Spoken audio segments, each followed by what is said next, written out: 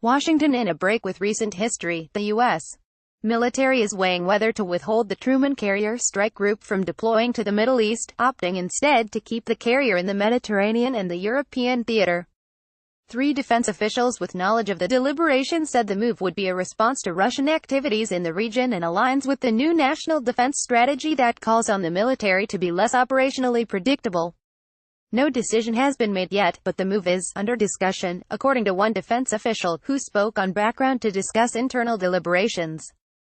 Keeping the Norfolk, Virginia-based Truman in Europe, foregoing a trip through the Suez Canal and into U.S. Central Command territory, would be a major departure from the normal rotational presence missions the Navy has conducted since Operation Desert Storm, in which a trip through the ditch is almost a foregone conclusion. The move would track with a renewed focus on great power competition as the military seeks new ways to employ its forces to meet what it sees as a rising challenge from Russia and China. Plan, which is being weighed at the highest levels of the military, would serve both to reassure allies nervous about what they perceive as an increasingly assertive Russian presence in the region and would free up other U.S. assets to perform patrols in hot spots such as the Baltic and the Black Sea, said Jerry Hendricks, a retired Navy captain and analyst with the Center for New American Security. "Nothing says, 'I love you,' quite like a carrier," Hendricks said. It would also serve as an imposing reminder of President Donald Trump's warning to Syrian President Bashar Assad that any further use of chemical weapons against civilian populations in Syria would be met with renewed strikes.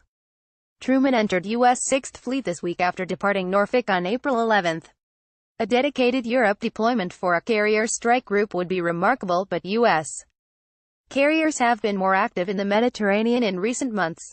Truman conducted strikes on the Islamic State group in Syria from the Mediterranean Sea during its 2016 deployment, as did the George H.W. Bush in 2017.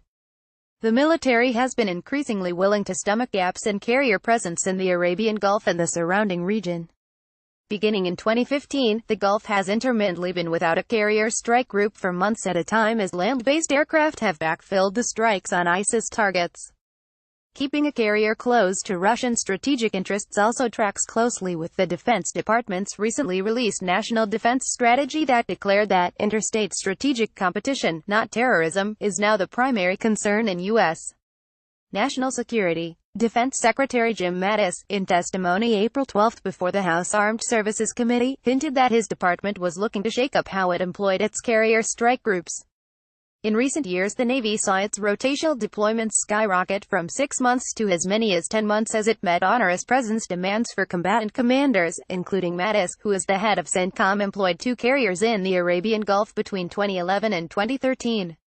That requirement sent the Navy spiraling into a readiness ditch that it has struggled to dig out of ever since. Now, Mattis is looking at ways to move away from the standard carrier presence rotations and into a less rigid model. The way you do this is we ensure that preparation for great power competition drives not simply a rotational schedule that allows me to tell you, 3 years from now, which aircraft carrier will be where in the world. Mattis told lawmakers. That's a great way to run a shipping line. It's no way to run a Navy.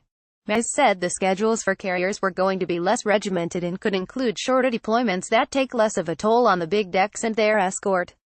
When we send them out, it may be for a shorter deployment.